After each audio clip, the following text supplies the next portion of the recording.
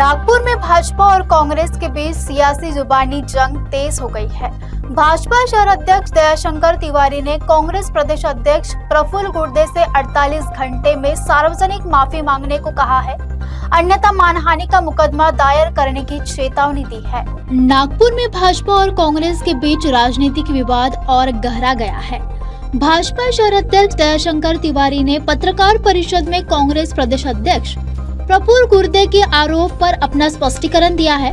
तिवारी ने कहा कि गुर्दे ने उनके खिलाफ सार्वजनिक मंच पर आधारहीन और संकेतात्मक टिप्पणियां कर उनकी छवि धुंधली करने का प्रयास किया है।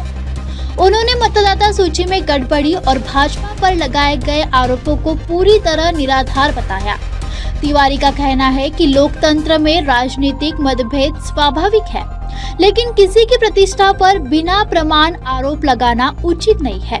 उन्होंने प्रफुल्ल गुर्दे से 48 घंटे के भीतर सार्वजनिक माफी मांगने की मांग करते हुए चेतावनी दी है कि ऐसा नहीं होने पर वे न्यायालय में मानहानि का मुकदमा दायर करेंगे। दयाशंकर तिवारी ने मतदाता सूची में हेरफेर के आरोपों को खारिज किया है। उन्होंने कहा कि यदि भाजपा द्वारा एक भी मतदाता का नाम गलत तरीके से स्थानांतरित करने का प्रमाण मिले तो वे जवाब देने को तैयार है। काँग्रेसचे सन्माननीय अध्यक्ष प्रफुल्ल गुर्दे पाटील यांनी माननीय मुख्यमंत्र्यांवर आणि भारतीय जनता पक्षावर जे आरोप केले होते त्याबद्दल खुलासा केला होता आणि खुलासा करत असताना मी असं सांगितलं की मला असं वाटतंय की त्यांच्याकडे कार्यकर्त्यांची कमी असल्यामुळे त्यांचं मानसिक संतुलन बिघडलेलं आहे। मी हे सांगितल्यानंतर खरंच त्यांचं मानसिक संतुलन बिघडलं असं मला वाटतंय। त्यांचं मानसिक संतुलन बिघडलेलं आहे हे सांगण्याची गरज नाही, कारण ज्या दिवशी नागपुरात माननीय नवीन पोलीस आयुक्त नियुक्त झाले त्या दिवशी जसं त्यांचं नाव समोर आला त्यांनी प्रेसमध्ये स्पष्ट वक्तव्य दिला की मी अर्बन नक्सली आहे म्हणून हे कमिशनर माझा एन्काउंटर करेल। एखादा सभ्य सुज्ञ आणि सुशिक्षित नागरिकाला ही भीती वाटणं की हा माझा एन्काउंटर करेल हा मानसिक संतुलन बिघडण्याचाच प्रकार आहे, दुसरा काही नाही असं मला वाटतंय। पण मी काही बोललो नाही, कारण होते एखादा वेळी माणूस वेगळ्या मानसिकतेत असतो तर तोंडातनं काही ना काही निघून जाते। पण काल त्यांनी आणखीन एक आरोप केला की भारतीय जनता पक्षाने इकडचे मतदाते भिवंडीच्या यादीत आम्ही शिफ्ट करून टाकले त्यांचे फॉर्म भरून। मी त्याला ओपन चॅलेंज करतो की आम्ही केलेला जर एकही मतदाता असेल तो आम्हाला आणून दाखव। आणि त्याने 15% सांगितलंय। मी तो म्हणतो 15 माणूस घेऊन ये ज्यांचे भिवंडी आम्ही नाव ट्रान्सफर केले। एक तर तू राजकारणातनं इस्तीफा दे, नाही तर दयाशंकर राजकारणातला संन्यास घे।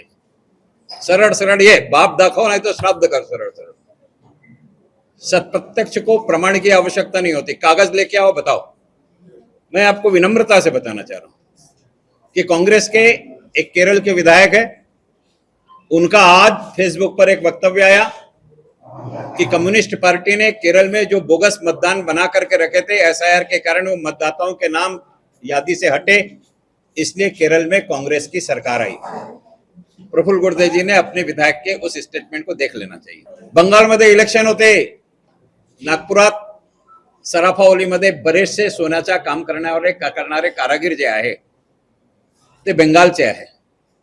बंगाल इलेक्शन मध्ये एवढा रस ट्रेन मध्ये होता की ते प्रायव्हेट बस करून मतदान टाकायला गेले होते। एसआर मध्ये मतदार यादीत एकाच ठिकाणी नाव असते।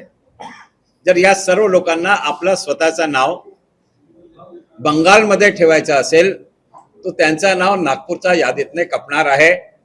आणि देवयोगाने ते सर्व कारागीर मुस्लिम समाजाचे आहे, म्हणून प्रफुल्ल गुर्दे पुन्हा म्हणणार का की आम्ही मुसलमानाचे नाव कापले? हे त्यांचा वैयक्तिक अधिकार है कि नाव कुठे ठेवायचं। आर्थिक अनियमितता के संकेतों पर दयाशंकर तिवारी ने कहा कि उनका सार्वजनिक जीवन पारदर्शी रहा है। उन्होंने आरोपों को बेबुनियाद बताते हुए 48 घंटे में माफी नहीं मिलने पर कानूनी कार्यवाही की चेतावनी दी है। म्हणून चुकीचे वक्तव्य करून, धार्मिक वक्तव्य करून लोकांची मानसिकता बिघडून सामाजिक विद्वेष उत्पन्न करण्याचा प्रफुल्ल गुर्दे प्रकार करत आहे। आणि असा प्रकारचा जर कोणी कृत्य करत असेल तर त्याला आपण काय म्हणणार? मी नाही म्हणतो की त्यांची मानसिक स्थिती बिघडलेली आहे, पण आपण काय म्हणणार आपल्यालाच विचारतो। मी विनम्रतेने सांगतो की हे सर्व करत असताना मला काही वाईट नाही वाटलं. राजकारणात हे सर्व लोक करतातच, त्यांचा नेता जसा वागते तसा तेही वागत आहे.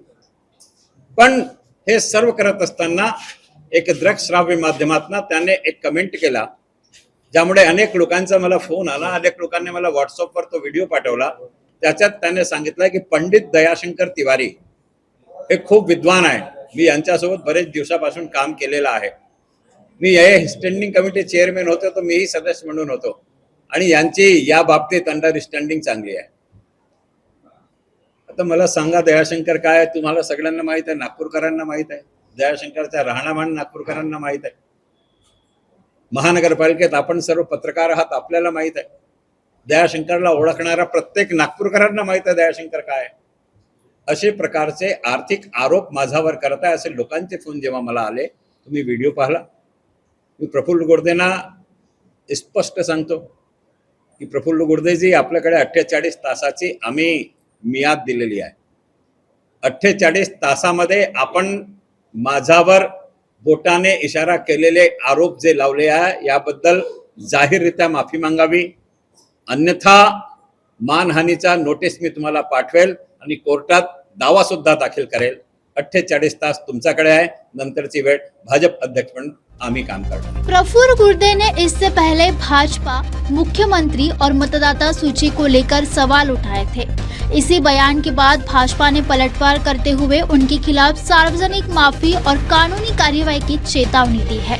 यांना मी अनेक वर्षापासून ओळखतो, त्यामुळे स्टँडिंग कमिटीमध्ये चेअरमन म्हणून त्यांचं अंडरस्टँडिंग किती आहे आणि ते अंडरस्टँडिंग मी अगदी जवळून पाहिलं आहे. त्यांचं अंडरस्टँडिंग चांगलं आहे, मोठं आहे. भाजपा और कांग्रेस के बीच यह राजनीतिक विवाद अब कानूनी मोड़ लेता दिखाई दे रहा है.